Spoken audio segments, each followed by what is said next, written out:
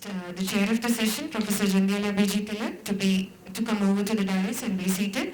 I also request Professor N.V. Varghese and Professor K. Gangadharan over to the dais. So you can come.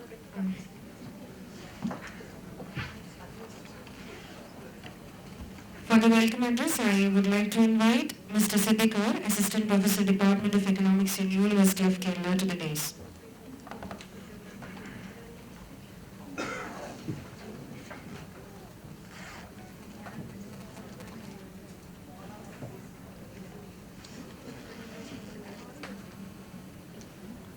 Very good afternoon.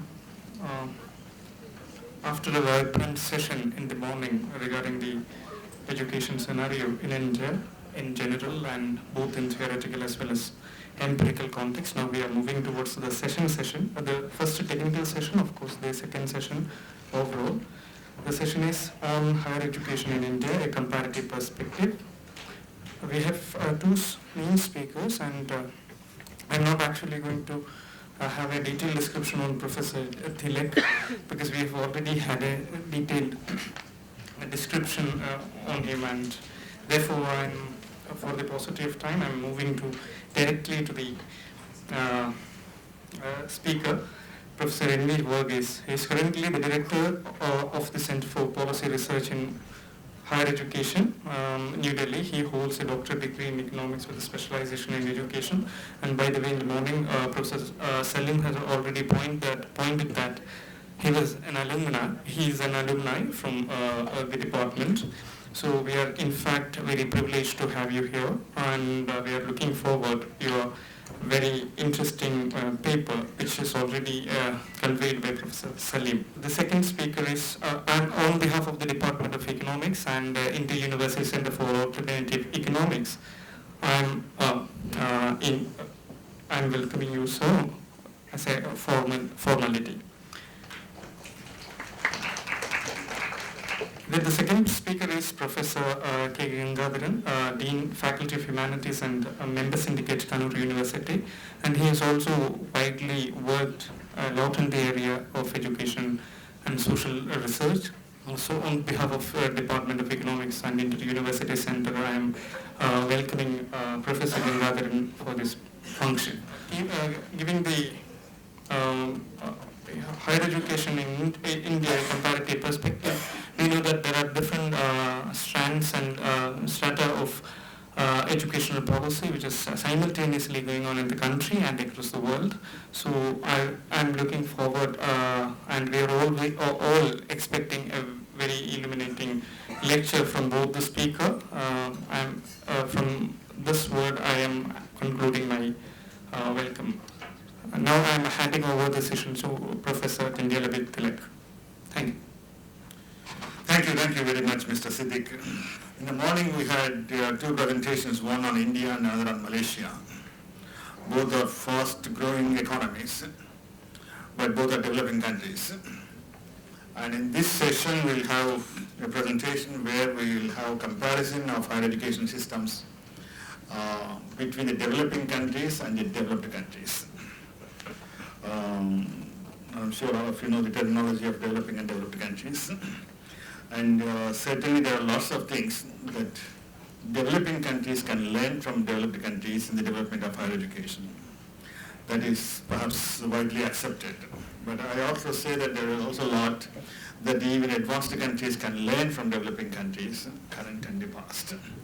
So I think the comparisons that Professor Varghese is going to make between these two systems there is no single system of higher education in the developing countries. There are different systems in the developing countries. There are again varied systems in the richer countries. But I think the kind of comparisons Professor Varghese is likely to present would shed light on some of the important dimensions on the public policies with respect to higher education.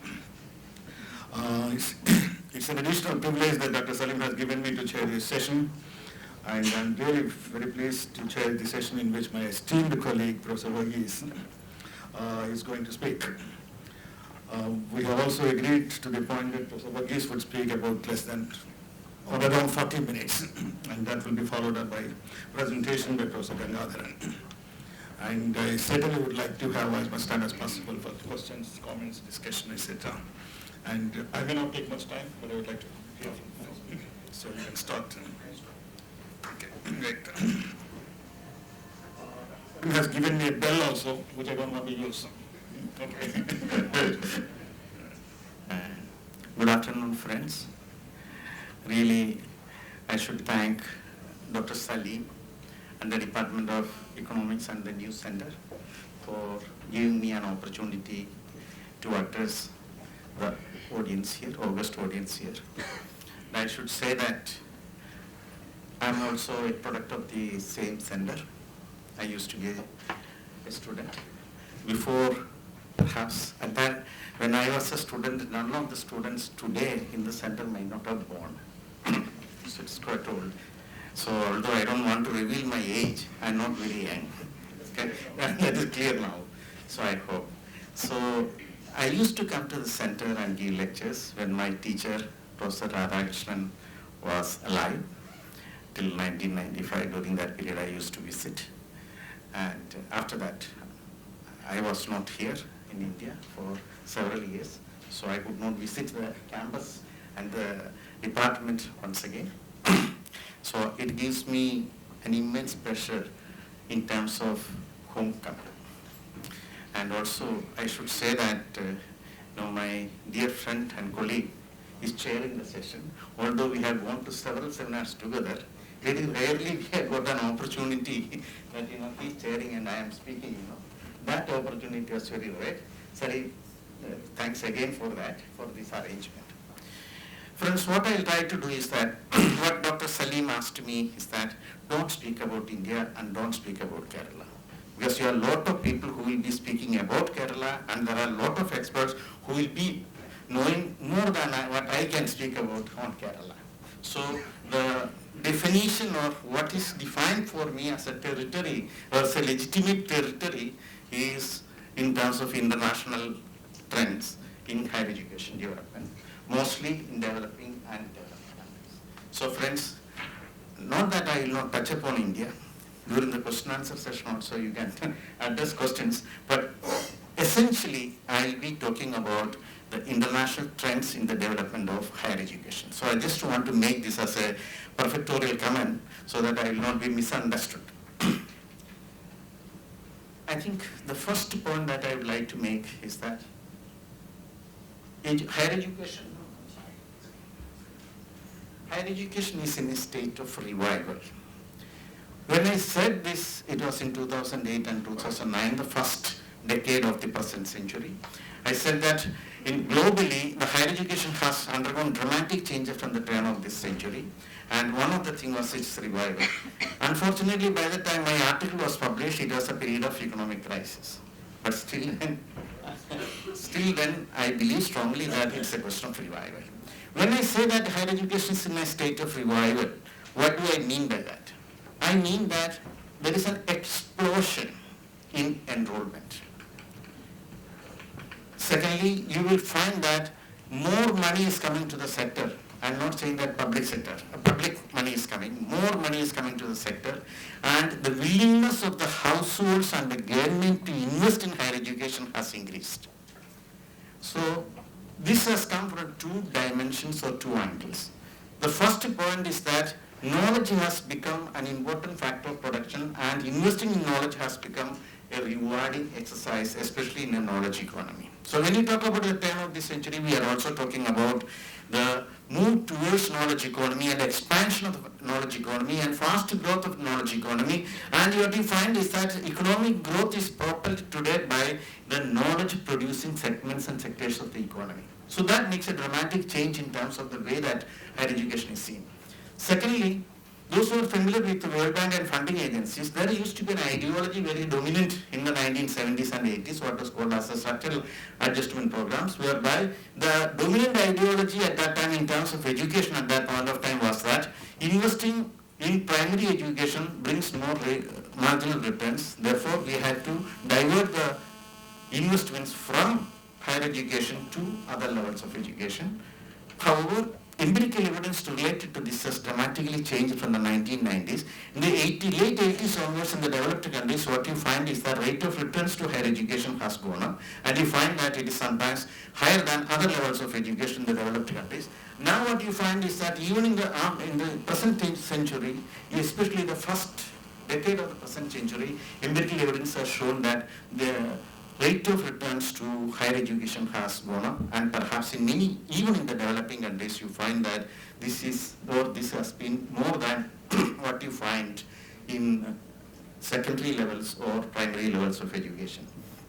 So therefore, what you find is that this revival has an impact, or when I talk about the revival, it is a massive explosion, capacity to invest, willingness to invest by the government and by the household, and that is where a lot of discussion took place about the market. It is a capacity and willingness to invest by the households that propelled and promoted private sector and the market system in the higher education system, apart from the reluctance of the government to withdraw from the system.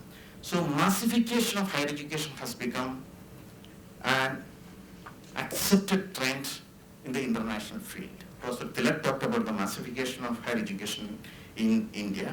So for example, by the turn of this century, if there were only 25 or 30 countries which had massified higher education system, today more than 160 countries in the world have massified higher education system. So the great achievement in the first decade of the present century is substantial from this point of view. So the first point is about the massification that I am talking about.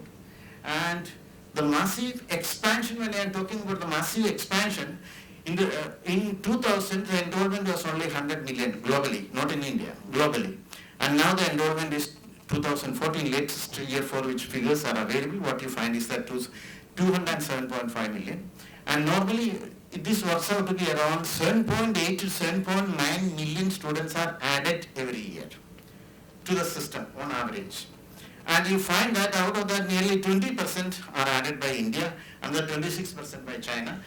India and China together accounted for nearly 46% of the total enrollment, increase in enrollment that has taken place in this century. 90% of the enrollment increase is in the developing countries.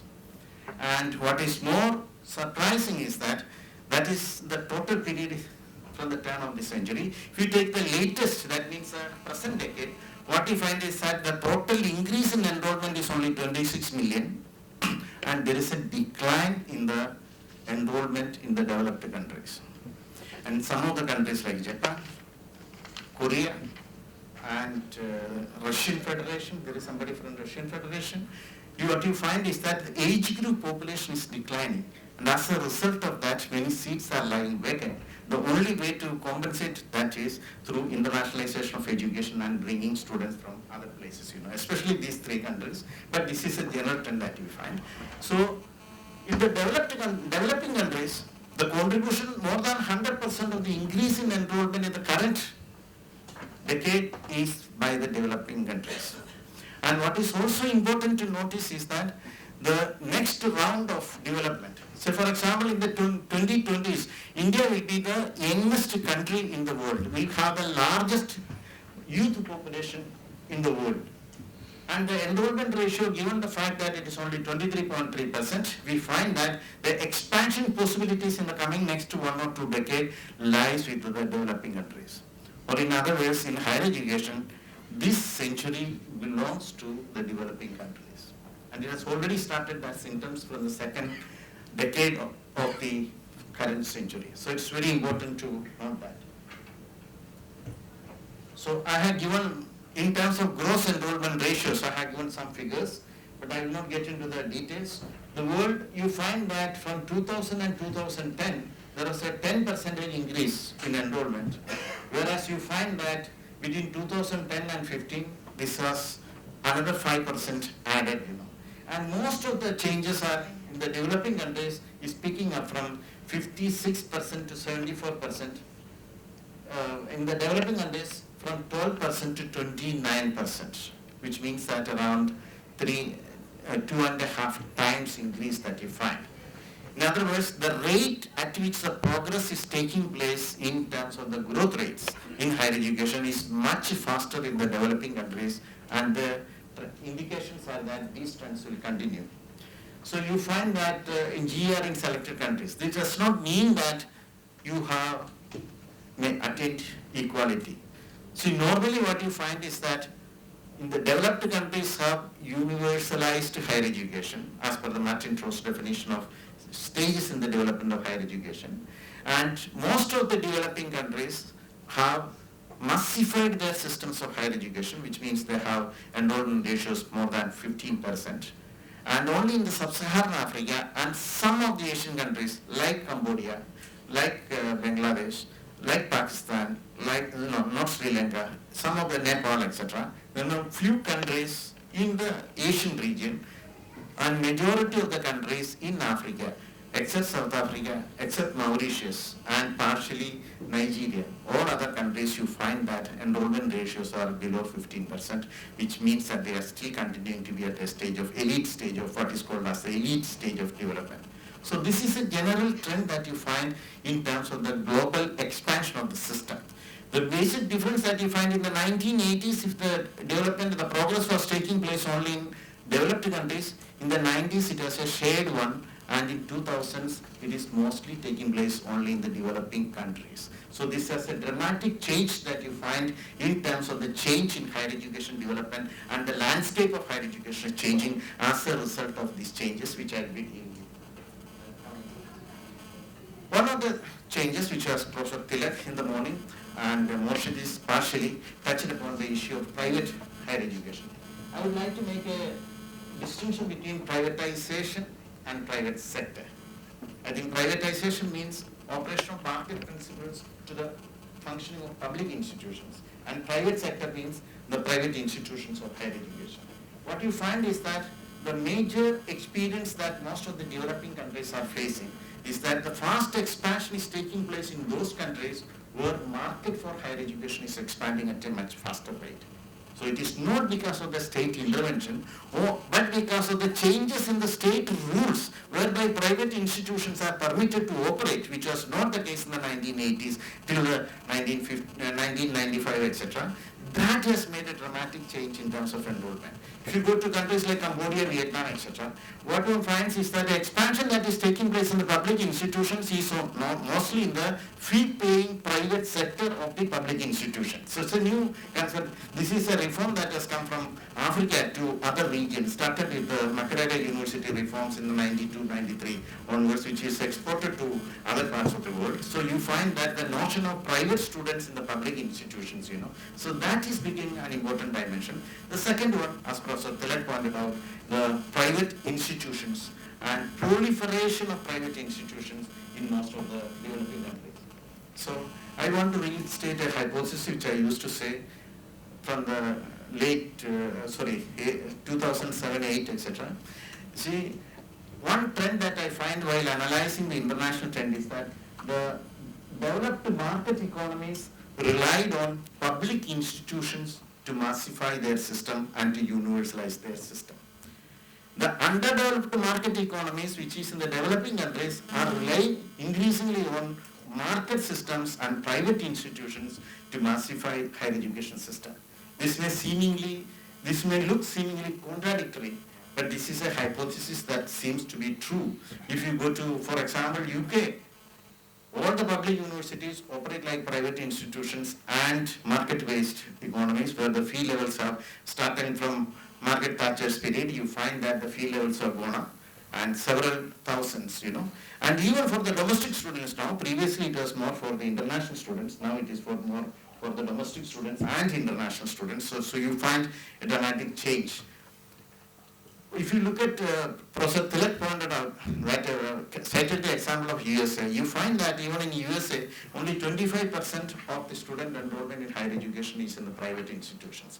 The only exception to this trend in the developed countries is perhaps Portugal, and Spain, France, and if you go to Nordic countries, totally all these are public sector institutions which are massifying, trying to extend massification trend to higher education and also universalizing. So this is a seemingly contradictory trend. How can underdeveloped market economies rely on markets and mature market economies rely on public institutions? So that is why this distinction between privatization and private sector becomes important, because many of the countries follow a process of privatization rather than promotion of private institutions.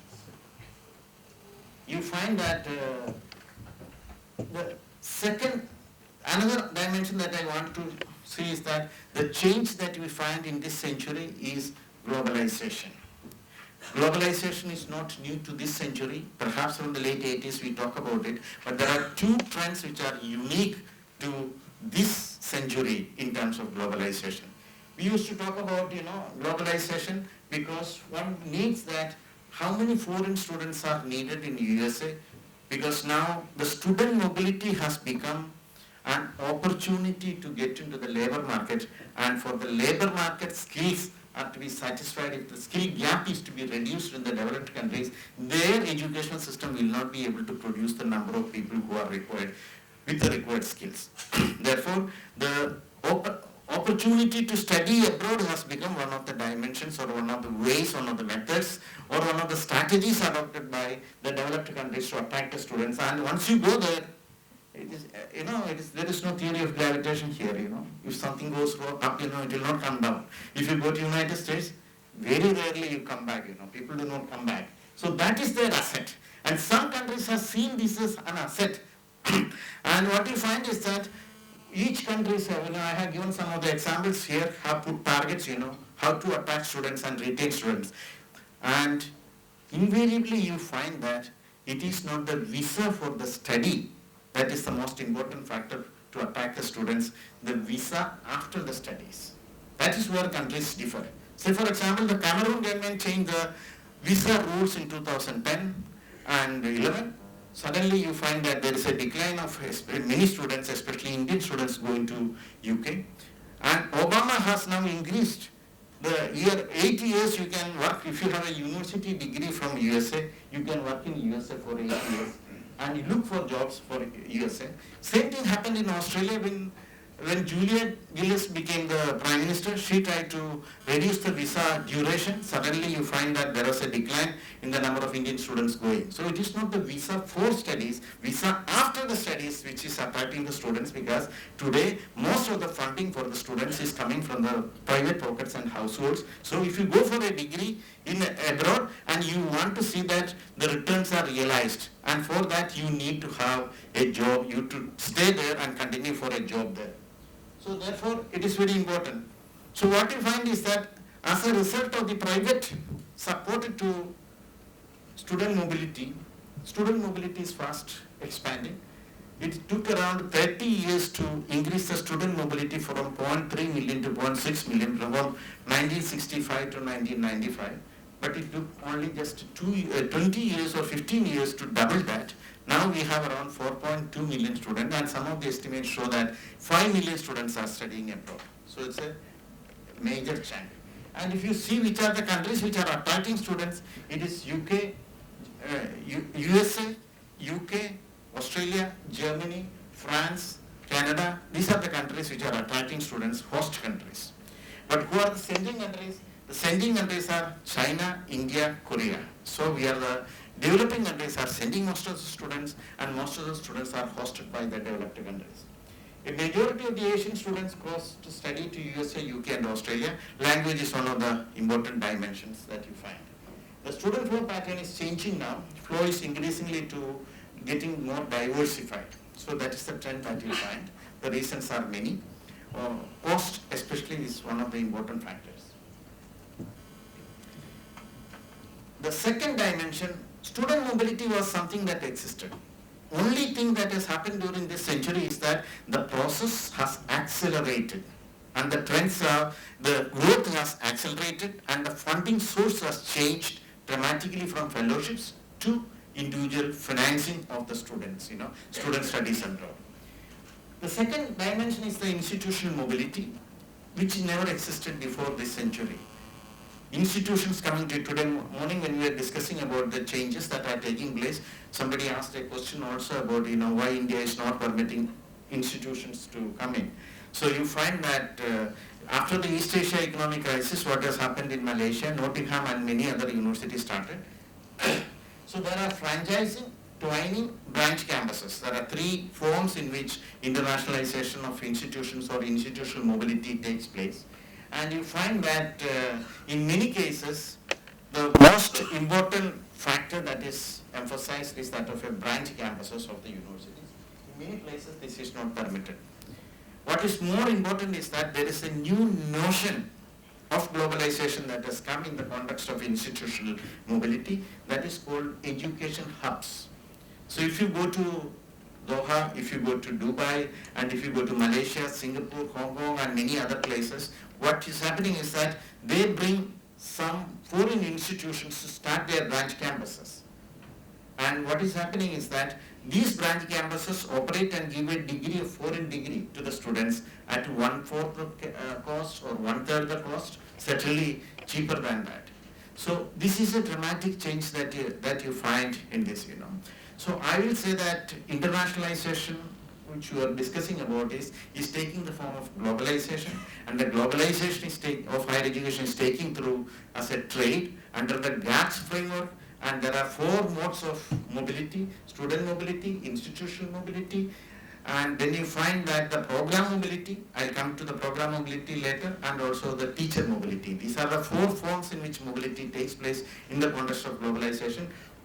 And you find that the knowledge villages which are coming in Dubai, Doha and other places is a classic example of this. So what happens in globalization context, the change that has taken place is the institutional mobility. The program mobility that all of you know about MOOCs that I am talking about, but program mobility does not mean that it is only MOOCs. So what happens is that learning without boundaries of the countries, of the nations, and this is something that is taking place in a big way, what you find in many of the countries.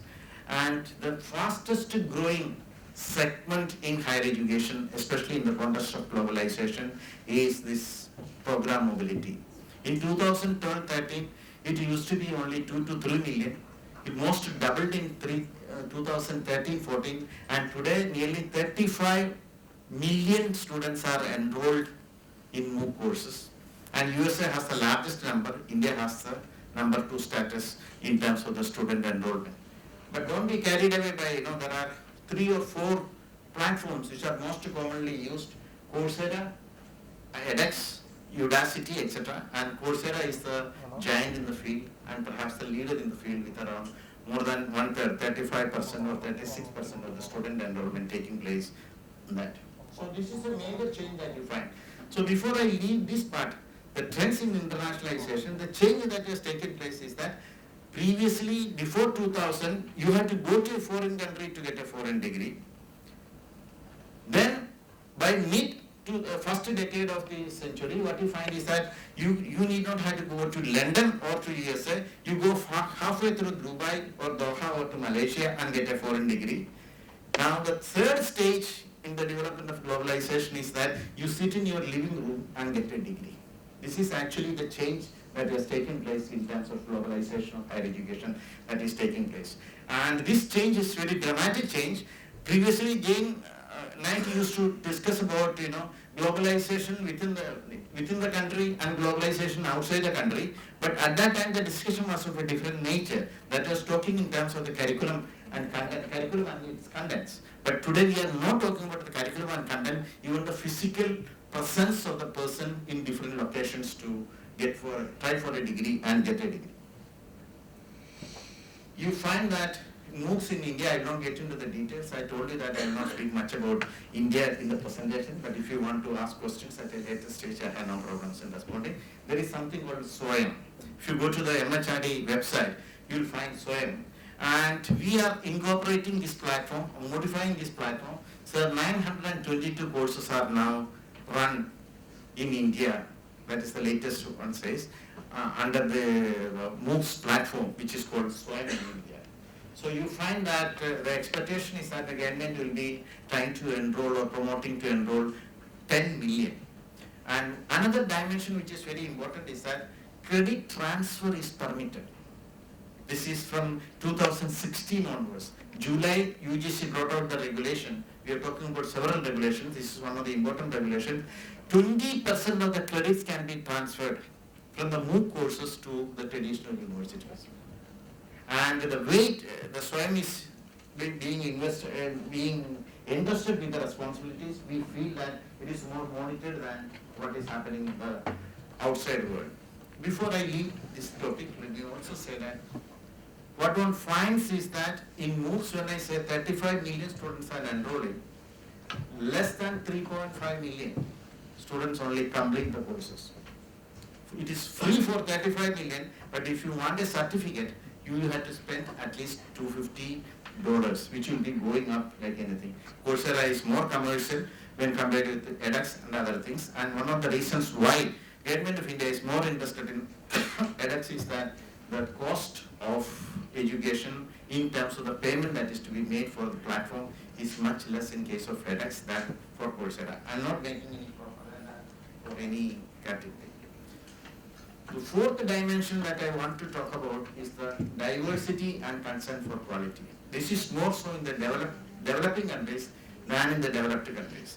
The developed countries, it is more in terms of employability, which I come to at a later stage. In developing countries, it is more a concern for quality.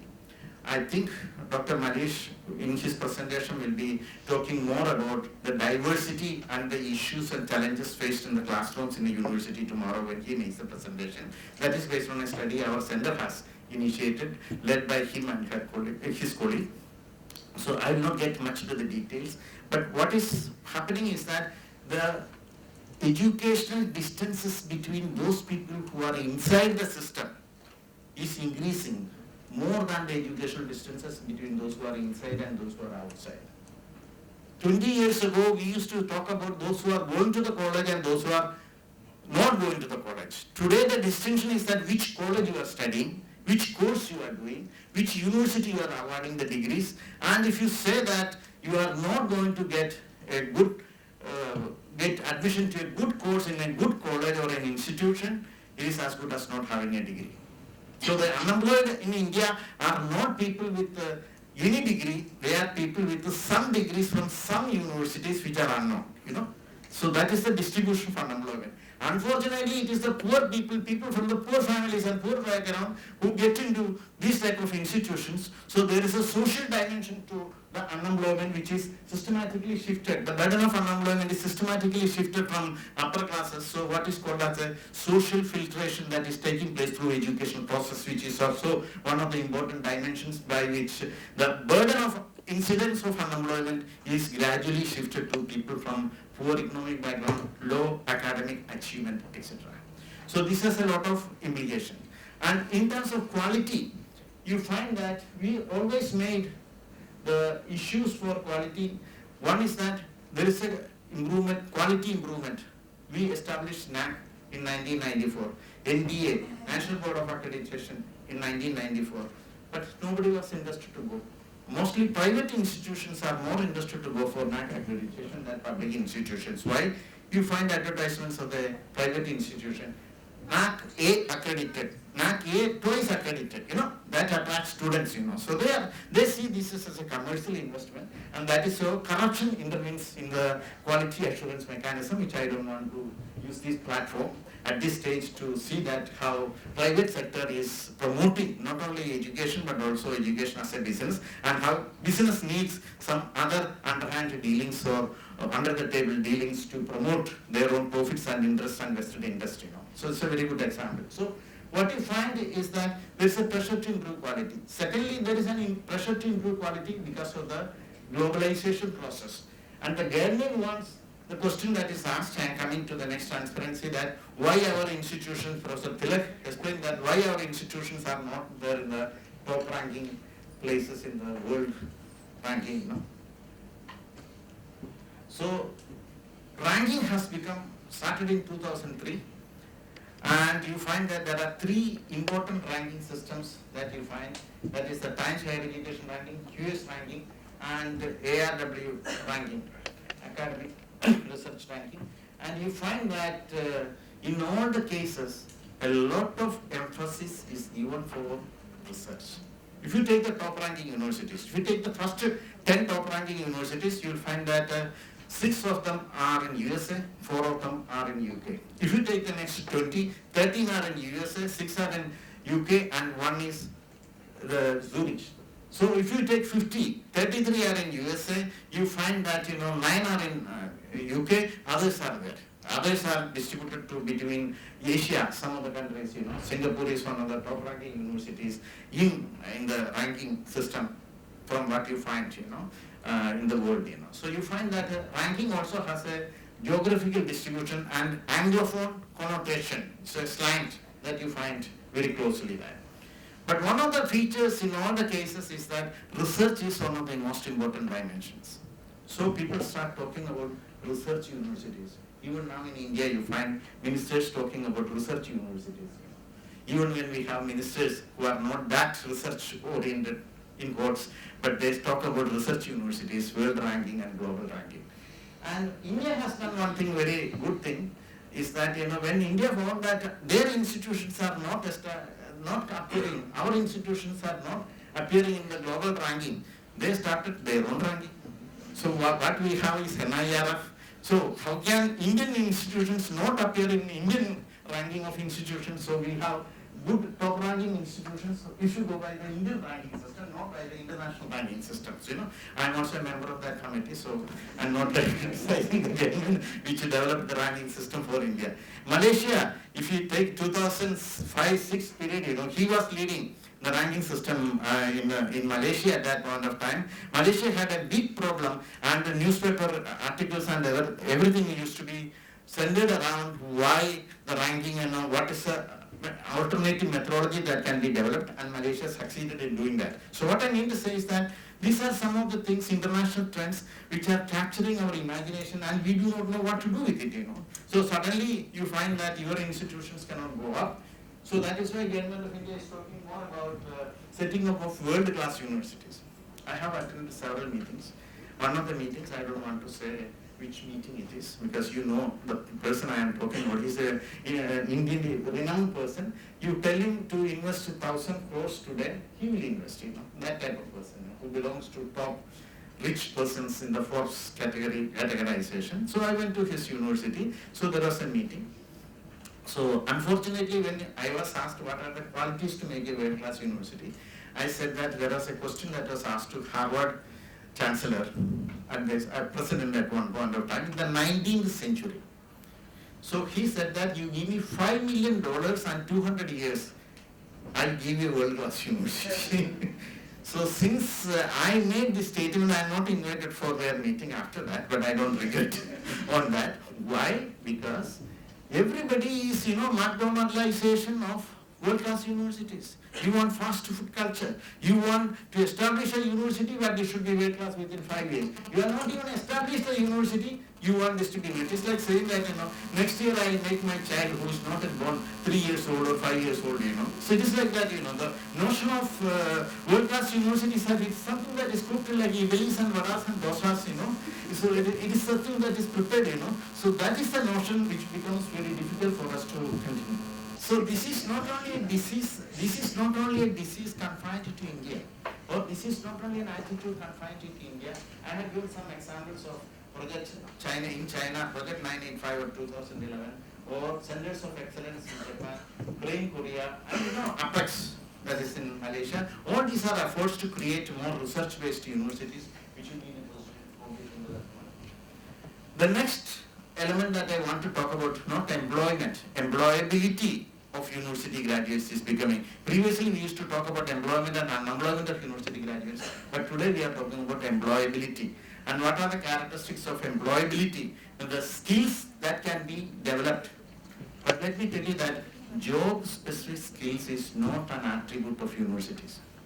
It is an attribute of training. 90% of the criticism against the universities that they do not produce employable graduates is wrongly founded. Because if the universities produce skills, those skills will not have any market value, because the teachers are those people who are run away from soiling their hands with the practical skills. And if they want to impart the skills, it is impossible. So, like Lester Thurow made the distinction between training and trainability. Trainability is a characteristic that needs to be developed by the universities, not the fully trained persons. So therefore one has to make a distinction between the two. But today, people are not talking about the degrees. What people are talking about is learning outcomes. They are not talking about your skills, but they are talking about not what your skills are, what can you do with the skills. That is the competency.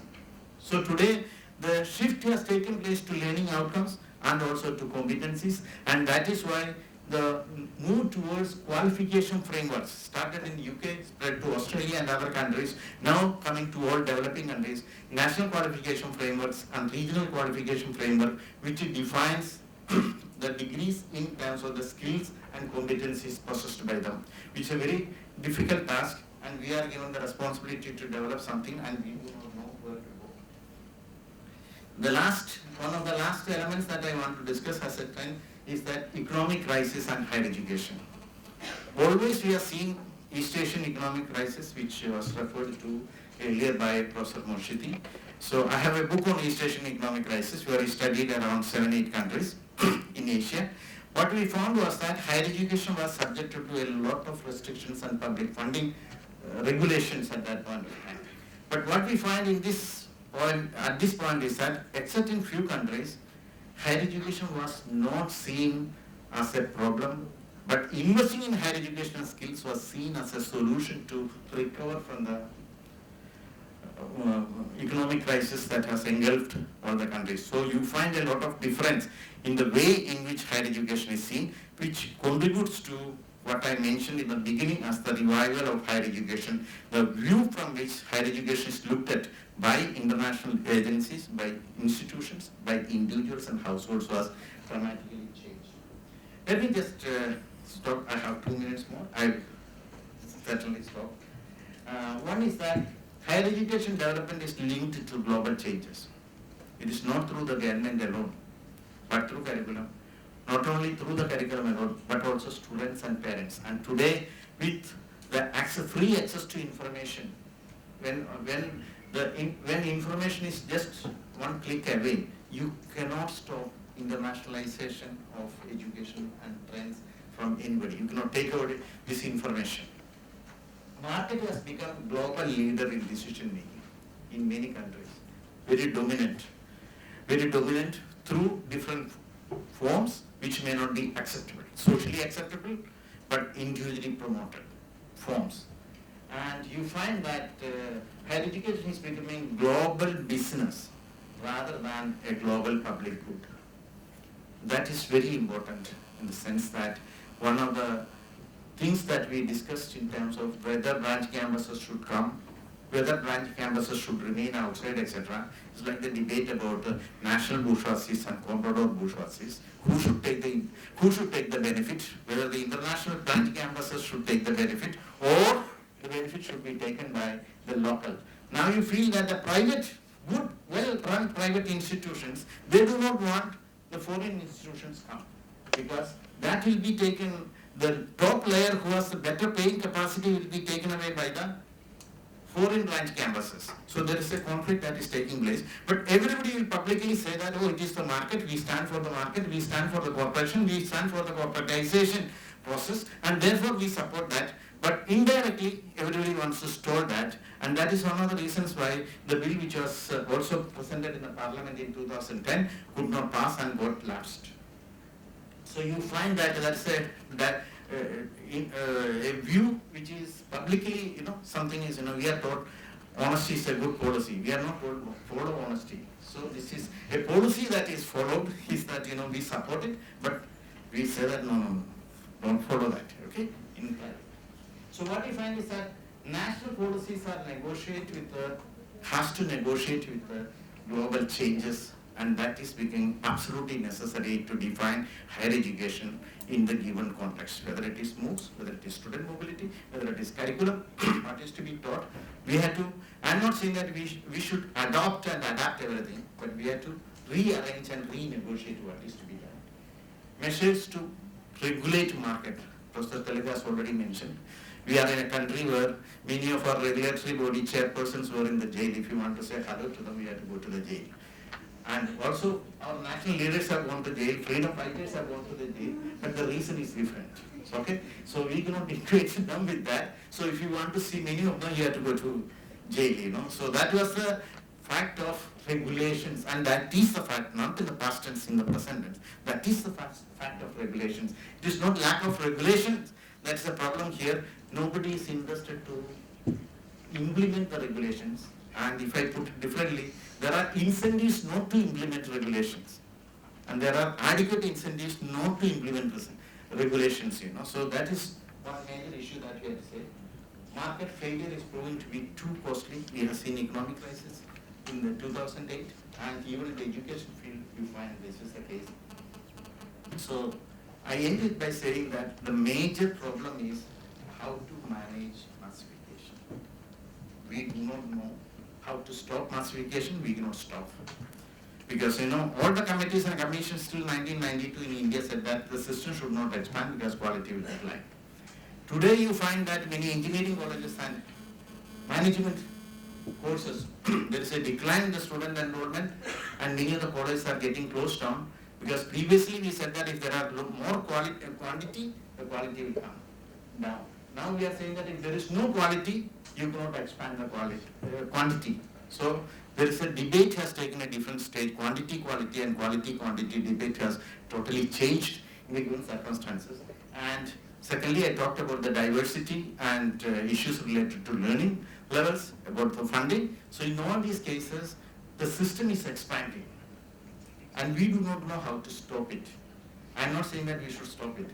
What is more important is that we do not know how to manage massification. That remains as a big challenge, both nationally, internationally. That is the challenge, and many of the issues that I discussed centered around belong to that category of challenges. Thank you very much. Thank you, Professor Varghese. He is a very disciplined person, as you must have seen. 40 minutes, that's it. Thank you essentially for giving a very broad picture of the changing landscape of higher education in the world as a whole. And I think one of the last points which sums up the whole thing is changing the whole perception of higher education from a public good to a business, and a public global business now. I think there's no difference between the developing and developed countries in this change perception. Now, before we open it for questions and comments, let me have the pleasure of inviting Professor Gangadharan, who is the Dean Faculty of Humanities and member Syndicate, Kannur University, to make a short presentation.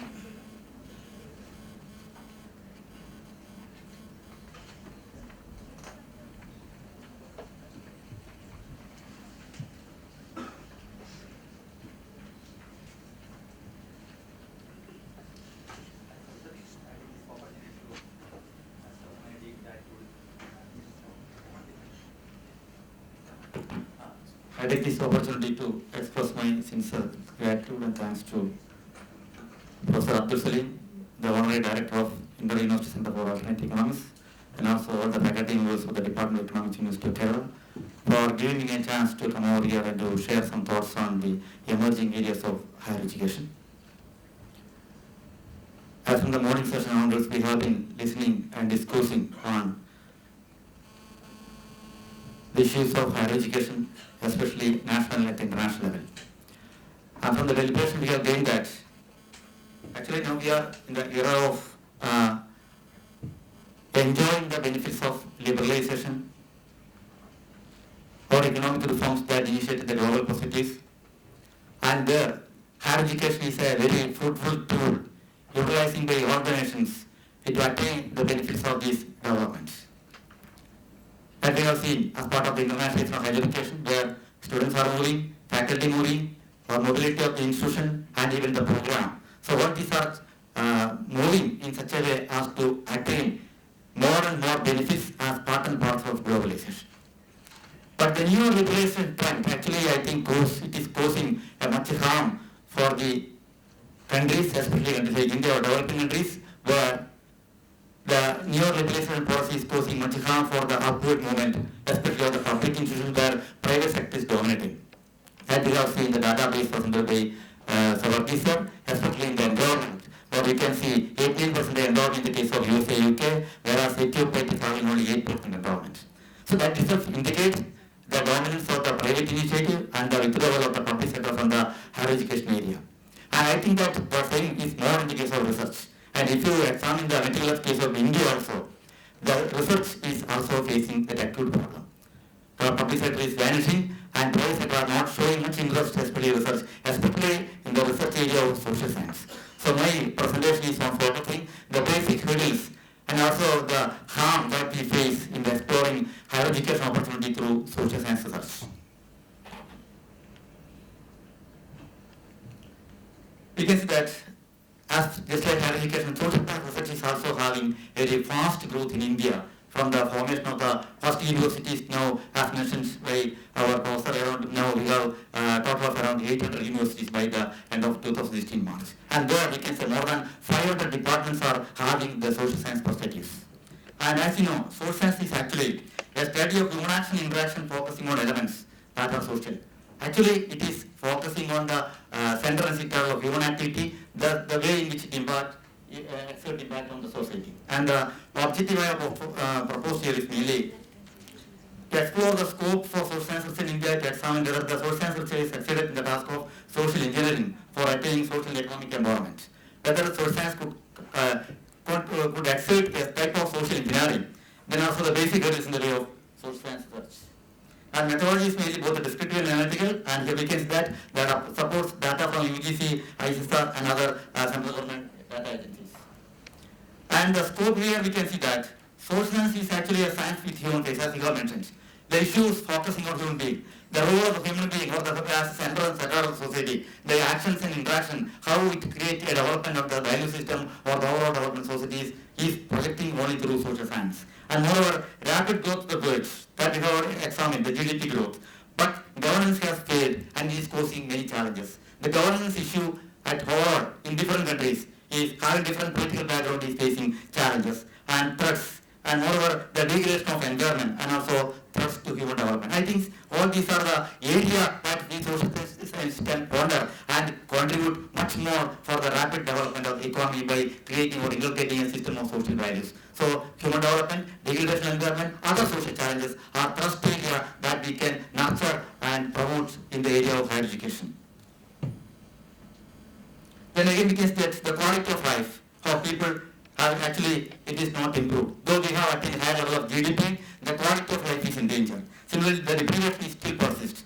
Even in the developed, even in America, where high enrollment is there, even high GDP is there, the deprivation of the mass, the proportion of the mass actually who are actually suffering groups are actually still increasing. Then similarly, marginalization also suffering a lot. It is quite typical to both developing and developed countries. Then again, we can see the issues connected with the changing structure and the nature of the social institutions.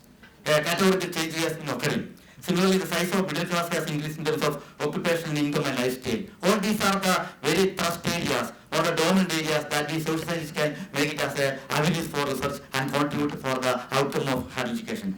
Similarly, the middle class, as part of the globalization and the liberalization, the middle class is actually gaining momentum, but they are actually in a rustless stage because they are aiming and they are actually targeting to reach at a higher level or higher economic advantage group, and they also create tensions and problems in the society. Then again, another thrust area that we can point out is the democratic decentralization. The democratic decentralization has increased people's participation, and here I was speaking that the traditional deprived sections are or they are sharing political position and power, but it has not made significant change in the actually the deprivation of many.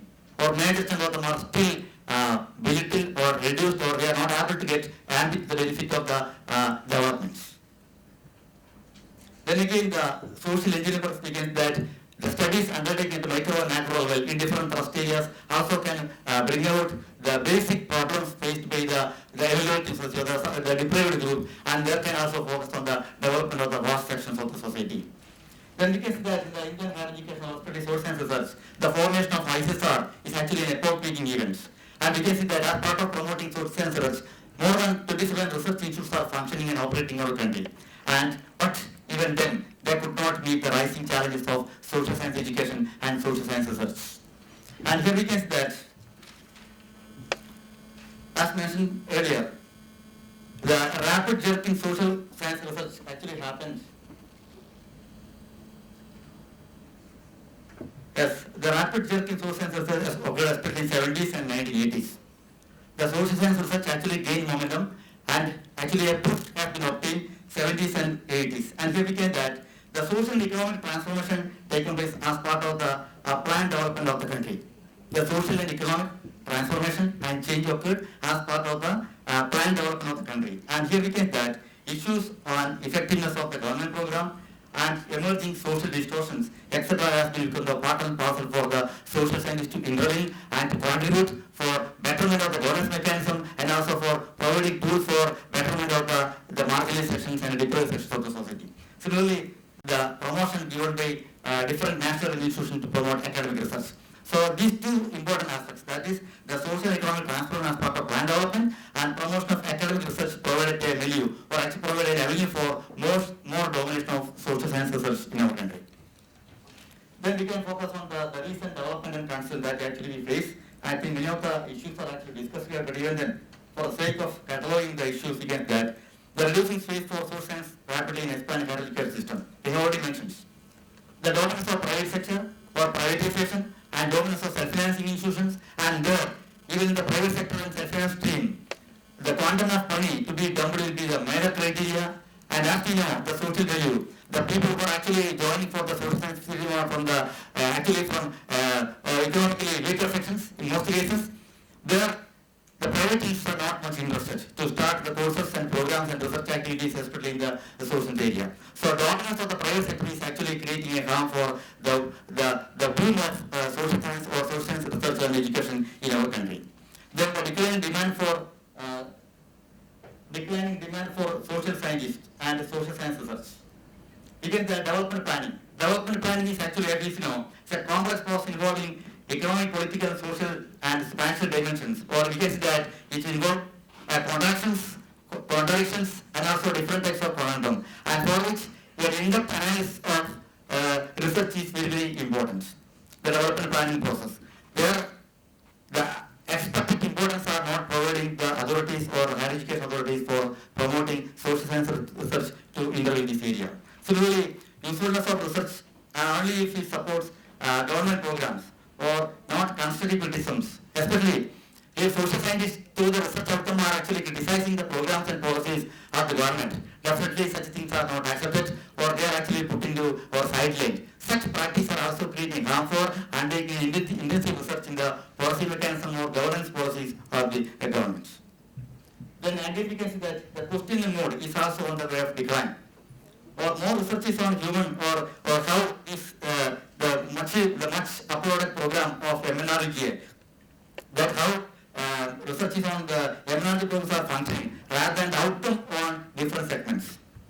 So it means that the angle of research, the direction of research is on not much an expected line. It means nobody is ready to raise corner or raise eyes against the way in which things are implementing. So some sideline or demarcation from the thrust area is actually posing problem, or nobody is ready to question the research in such a way that to make a change in the policy implementation mechanism.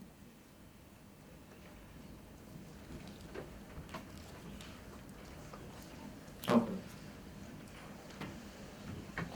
Then again, it is that it could not explain the contradictions in economic and social development that have emerged in the past decades. Social science could not create that change. Similarly, more studies are on evaluation the process of the government program than actually the social and economic causes. Then similarly, a decline in support of academic research. Then sponsored projects are actually hidden agenda. You can see that most of the programs and projects sponsored by either public agencies or the non-government agencies are actually influencing some sort of undercurrents. So expected and genuine schemes and genuine projects are not getting enough financial assistance. Similarly, research is based on the interest of the sponsor rather than on the public interest. That is also another catastrophe faced by the social sciences. The interest of the sponsors will be taken into account rather than the genuine theme on which the research is focusing. that we already mentioned, because for promoting research, the faculty strength of the department, especially social department, is more important. There it is that around 70% of the posts are actually vacant, so the promotion of research is also not carrying speedily. Similarly, the quality also mentions the private sector operation is not providing research, and you can see the programs of the UGC and also the funding program, the policy of the database regarding the regional institution of the different types of fellowship. There you can see that the area, the spatial inequality that you can materialize in the distribution of fellowships. Similarly, the social science research, the dominance of economics, you can see the economics is getting dominance compared to all other social science. Then you can see the percentage of doctoral fellowship discipline is also from 2001 to 2010. There also you can see the spatial and temporal differences that you can experience in the different types of social science. Then ICSR role is also declining very vastly because the shortage of funds is causing much harm for functioning very effectively on the part of ICSR. Then other economists also highlight the problems of the social science, especially the coding. Then you can see the granting of different agencies for the fellowships program. You can see the CSIR, ICMR, ICSR and UGC. The role of ICSR is comparatively very, very big compared to all other funding agencies. It is getting just 2.3% of the total fund contributed by CSIR and ICMR. So actually, it is actually a dragging funding agency compared to all other research funding agencies in India. Then also the ICSR grants are the total expenditure to the institutes. There also you can see the declining role or the declining significance given to social science research in the funding program, especially the fellowships and other programs funding in our social science area. The quality of research of ICSR also is creating much controversies and problems, especially in the area of social science. Then a deterioration on the part of the ICSR in the stated objectives, though some highlights and broad line themes are there for promoting social science research. But if you examine the development of the ICSR for the last 3 or 4 decades, definitely you can get it totally sidelined the stated objectives. Then the quality of research, especially being the process of the university, as we have been examining the PhD thesis and also the projects, it is quality is also deteriorating. The much learned skills and inputs are not getting the scholars during the course of time, and it is actually reflecting the quality of the thesis. So that also is also an important reason that we can see as the head of the social sciences in India. So for healthy and balanced development of social science, it is imperative that adequate space is available for independent and diverse research.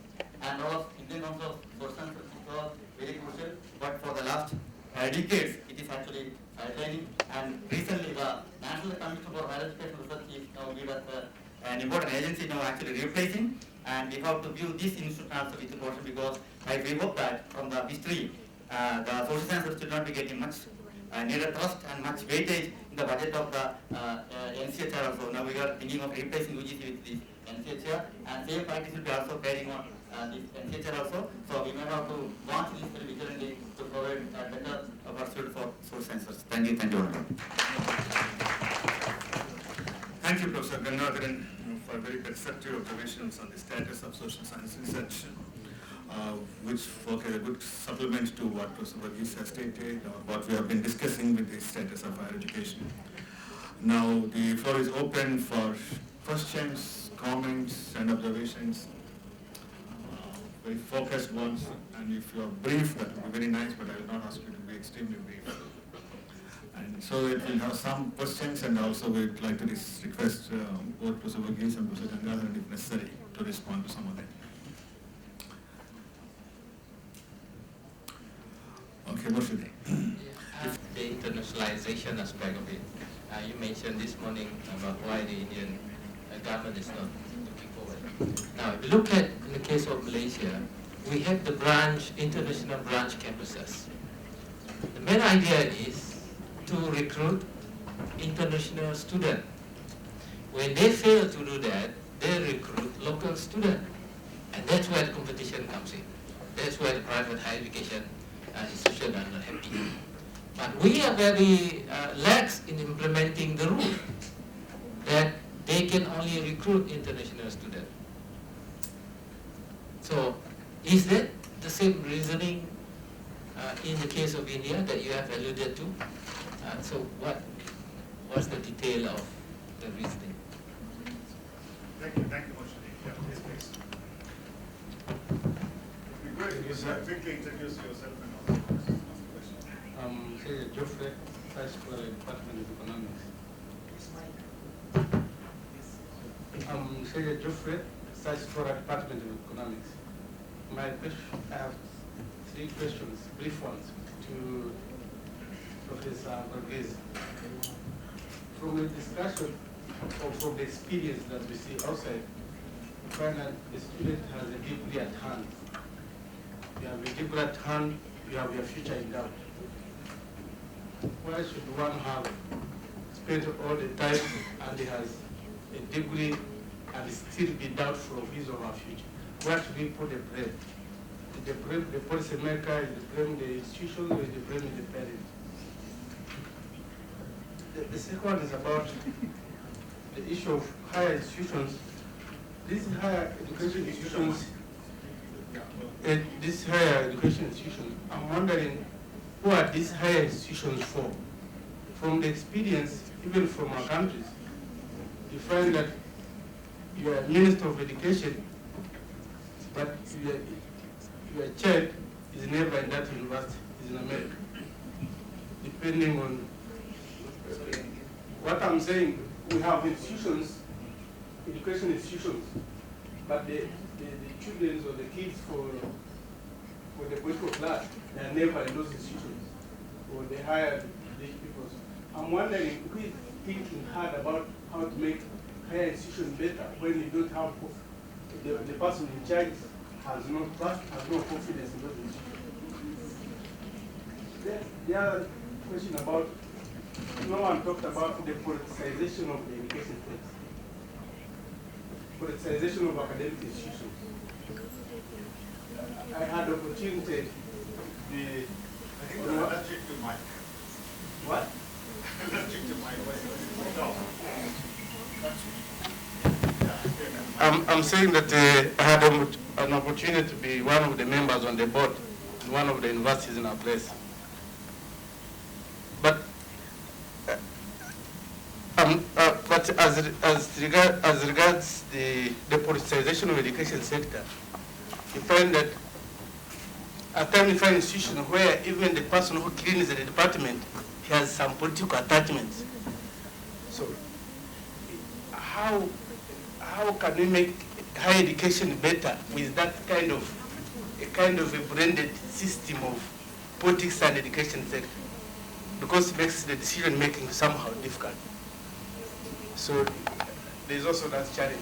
Politicization of the education sector cannot contradict the quality. Thank you very much. Sir. Can you raise your hand so that I can see you? Yes, please. So I have to ask to Professor Varghese, sir. Yeah.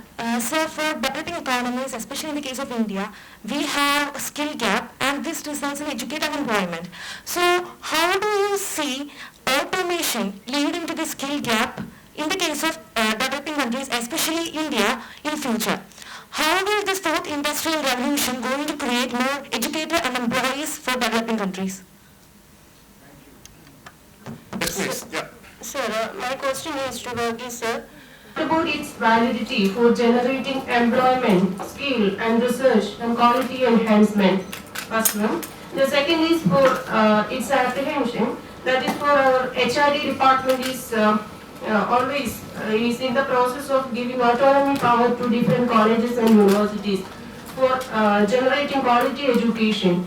But actually, is it any autonomy generate any quality enhancement in higher education scenario? That is my question, because there is a news today's newspaper also. HRD minister says about autonomy given to Indian Institute of Management also. So I expect the comments from you, sir. Thank you. Yeah, okay. Come on.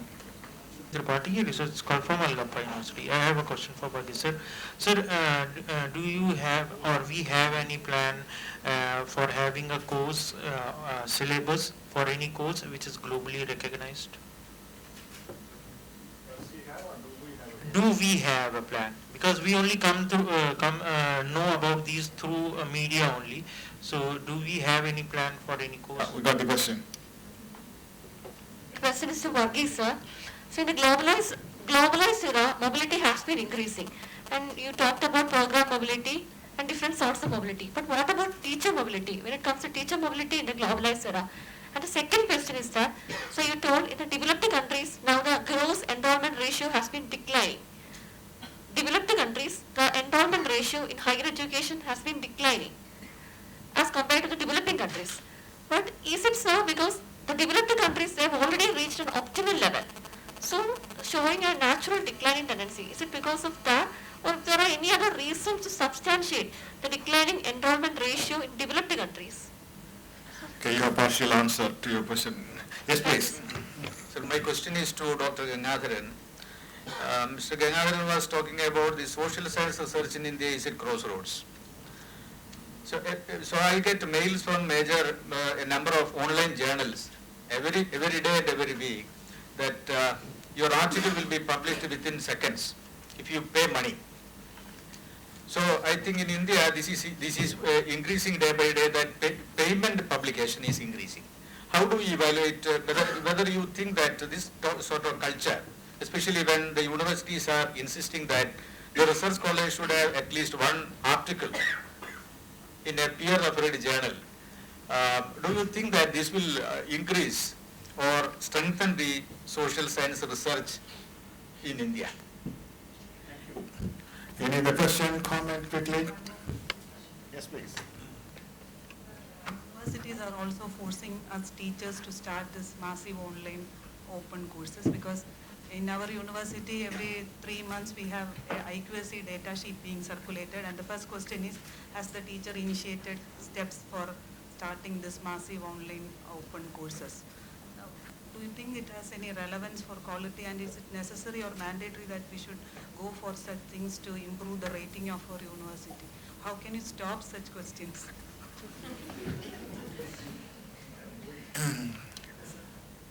Yes, Dr. Salim. All loads of distance education and massive online courses are coming in Kerala, in India, and already there. I have the strong impression that all these massive online and distance courses have a serious adverse impact on quality of education. So what's your comment about that? Okay, so just one more question. I'd like to add to Mr. Jeffrey's point. Just before the 2008 financial crisis, we saw an unholy nexus between academicians from the Harvard University and Columbia University with the policymakers. They were sanctioning financial deregulation on a massive scale. They were doing a lot of chest thumping. So this is an issue. And if you just take up macroeconomics, the first prescribed text is Gregory Mankiw. Mankiw himself is a Republican, and you can see his dominant ideology in all textbooks. We are supposed to follow these textbooks. What are your comments on this? How do you address this ideological hegemony? That is my question. Okay. And I'm sure that there are some more questions, but let us see how much time we'll be able to manage to get response from Professor Varghese and also from Professor Gangadharan.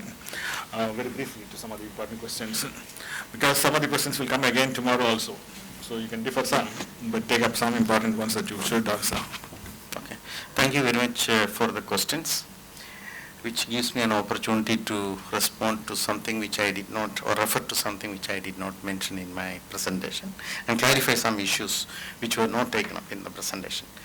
I'll be giving brief comments, and I'll be here tomorrow also. During coffee time or tea time, we can discuss in detail if you feel that I have not succeeded in presenting what I wanted to, or convey what I wanted to. First one, okay. What you expected me to talk. Okay.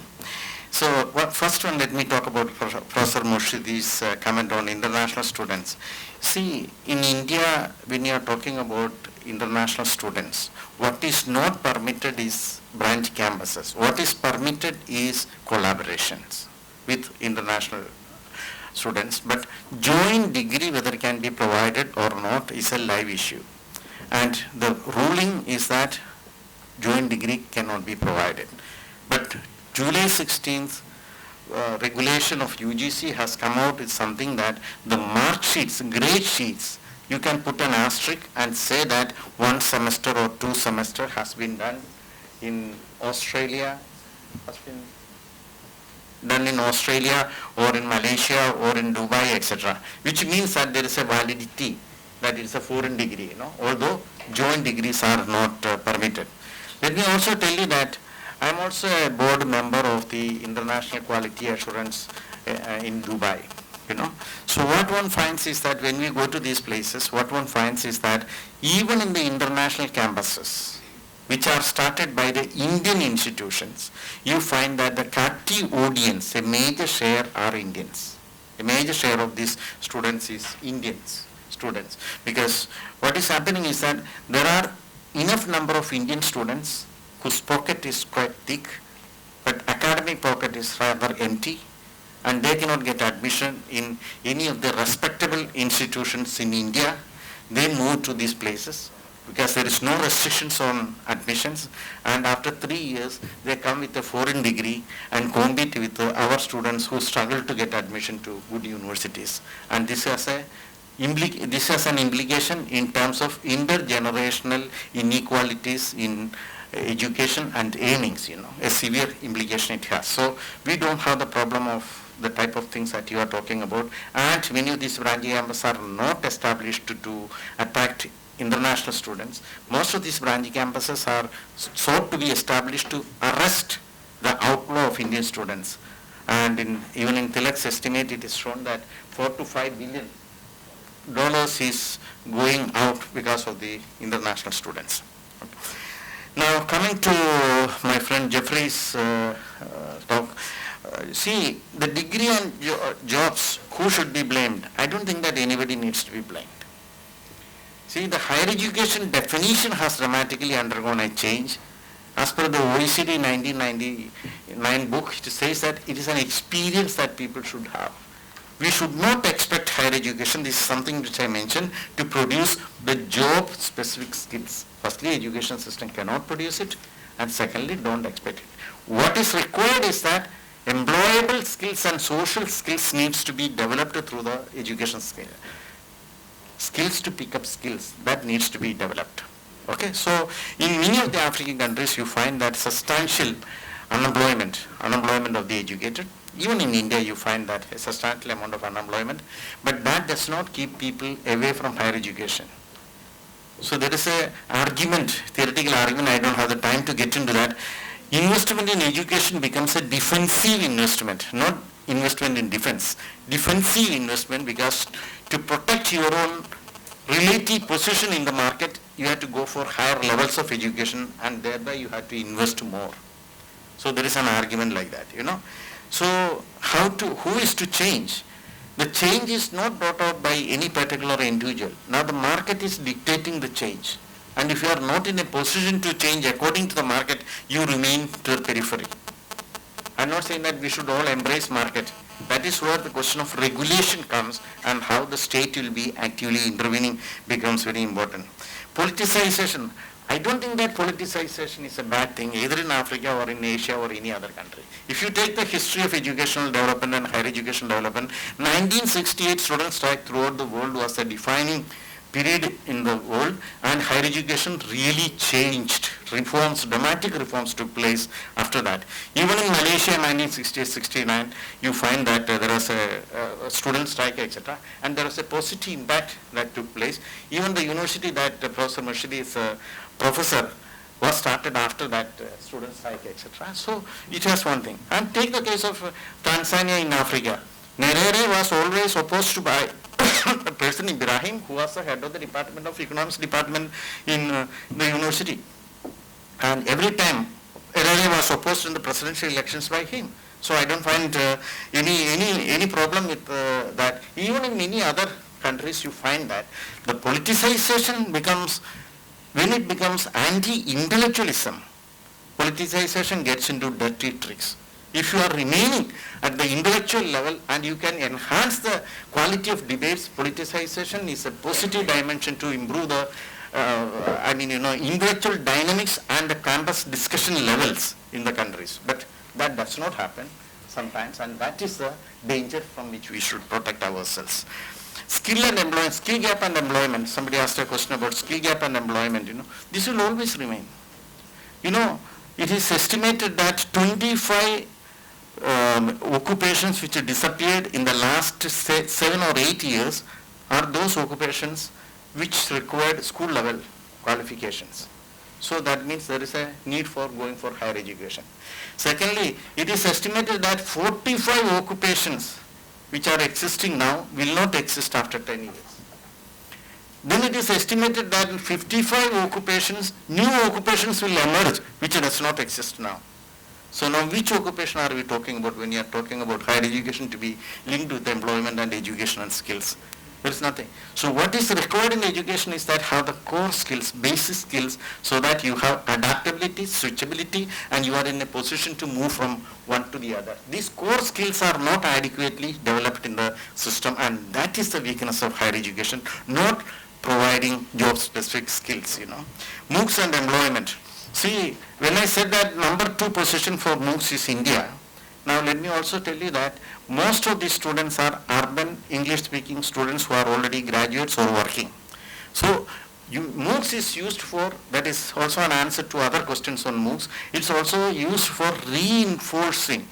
I want to see that I am doing a BA in political science. Then I realize that I will not be able to get a job. So I enroll for a MOOC course to improve my employability. So most of the students there is a study conducted by Pennsylvania University in 2015. Those who are interested, you can go to the website and do that. See, what it means is that 80% of the students who are enrolled in MOOCs courses are not for the first degree. So MOOCs is not used for expanding higher education, but for reinforcing higher education. And even in SWAYAM, when it is to be used in the classroom, it is essentially meant for reinforcing the courses rather than expanding the enrollment to higher education. So there was quite a lot of questions on that. Autonomy, the issue of autonomy and management, I need not have to discuss too much about that. Every institution has a right to be autonomous, but it is also very much linked to funding.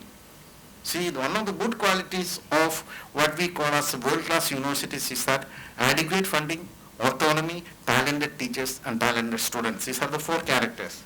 Now the question is that government is trying to see autonomy as a mechanism to not to give money. Your autonomy, it is a halfway between the state and the market.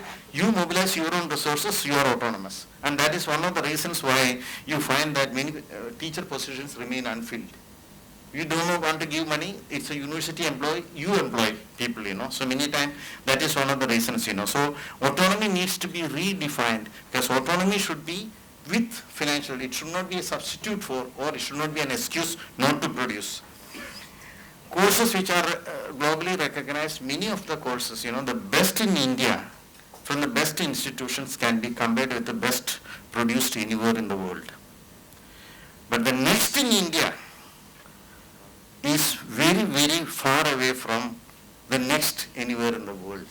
That is where we lose our battle of higher education, not in the producing the best, but producing the next best. That we are not succeeding. That is the best, In economics, madam, you may be teaching about next best. But that is not working in India. That is the problem within India. So I mentioned about teacher mobility. Of course, I did not discuss about teacher mobility because I did not have the data, because that is not something as a new trend. Teacher mobility existed. And in India, internationally what is happening is that Indian students are highly respected because they score very well. Indian professors are highly respected because they are very good teachers. But Indian institutions are not respected. So that is the problem that we have. That is the biggest challenge that we have when you talk about international dimensions of development. MOOCs and universities. I don't think that MOOCs has any adverse impact in the sense that you're showing. My feeling is that we should make use of MOOCs because, the best professor in the world is giving a speech or a lecture. And this is the best opportunity. And we should know how to make use of it. So that will improve our own teaching learning processes rather than giving way to MOOCs as a substitute for what we are doing in the classroom. So we should try to reinforce and try to supplement and complement this, making best use of the best lectures and practicals. And these videos and many other things which are given are excellent materials for to be used, So the dominant ideology of market and hegemony. I think we used to have first world, second world and third world.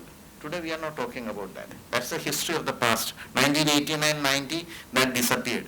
Today we are talking about the most important impact of globalization is that unified ideology led by the market. Because the state as a dominant ideology has been, or centralized planning as a dominant ideology has been killed with the decline and disappearance of Soviet Union. So the dominant ideology is market, and globalization, what it promotes is this ideology. But it is not promoting this ideology through debates. It is promoting this ideology through action. That is why higher education could become a commodity under guards, again to be sold. Prices and profits defines and decides the extent of the extent of educational expansion that can take place both internationally and nationally. That is why private agencies are coming. So the question is not that the debate is live now. I think, to be realistic, the market has beaten the Marxist ideology. That is to be accepted. We have to see that when I talk about regulation, the state as the dominant force is being questioned. We have to resurrect that. Because we have seen that unbridled expansion of private sector leads to what we call as the global economic crisis. We need regulation, we need restriction. It's only a regulated market, not by taking a position against the market, but bringing markets under our regulation to fulfill the needs and imagination and expectations of the social purpose of higher education can only save the situation. Thank you. Thank you, Professor Varghese. Gangadharan to very briefly respond to the question that was raised.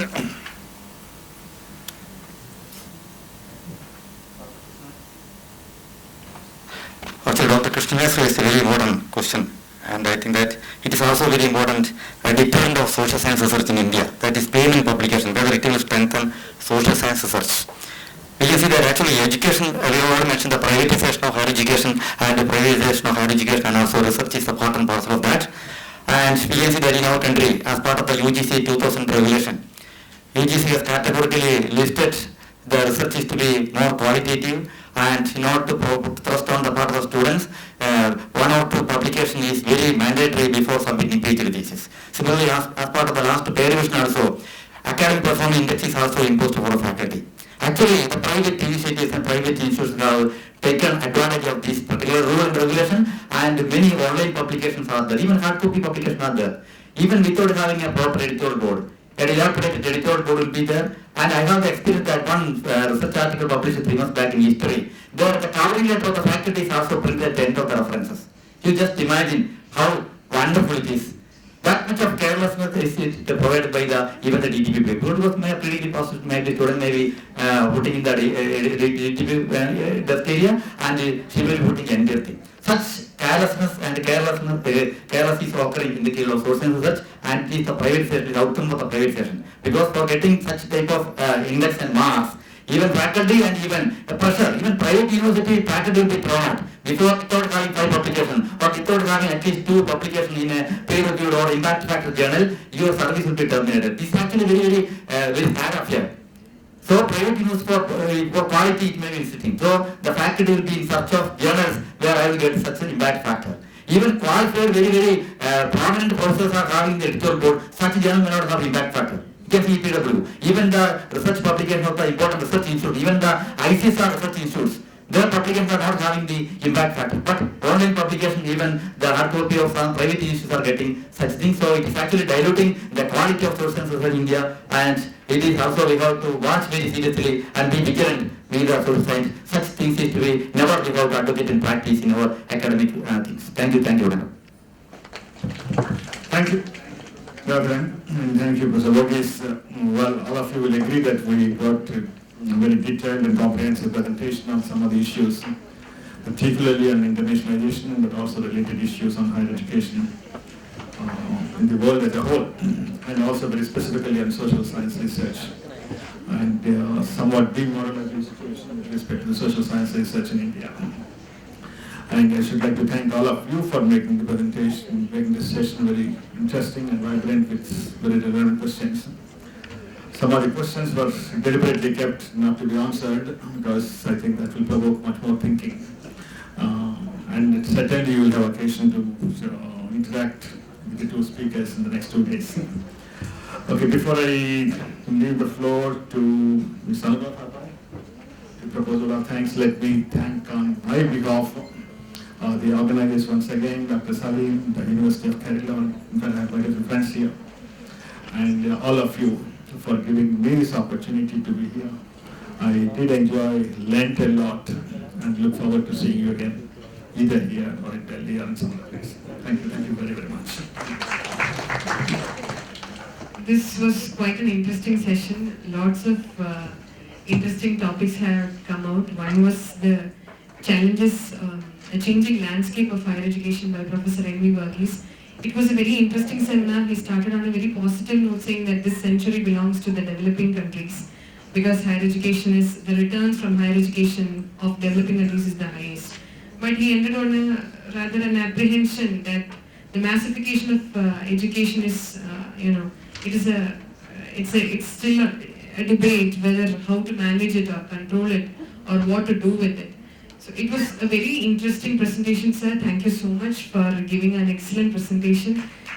We just were totally concentrating on every aspect of what you said. I think we'll all agree. It was such an interesting presentation. Thank you very much. We would also like to thank Dr. K. Gangadharan, who rightly pointed out the lowering quality and the changing dimensions and the changing directions of social science research in the country. It is true that in the day of market-led research and competition becoming cutthroat, the quality of social sciences research is going deteriorating at an alarming pace. And we as students of economics and we as learned faculty who are sitting here, it is high time that we consider whether we should go for more PhDs or go for more quality PhDs. So thank you, Professor Gangadharan, for such a wonderful presentation. Professor J.B.J. Tilak, it was a very effective session with you as the chair. You correctly managed the timings also, and the questions were also good. So I would like to thank all the audience also who shooted their questions. I would like to thank all the audience, and tea is being served outside. Hope all of you will join us for tea and be back in 5 minutes because we are running short of time. The next session is about to begin. It is the second technical session of the day. Thank you.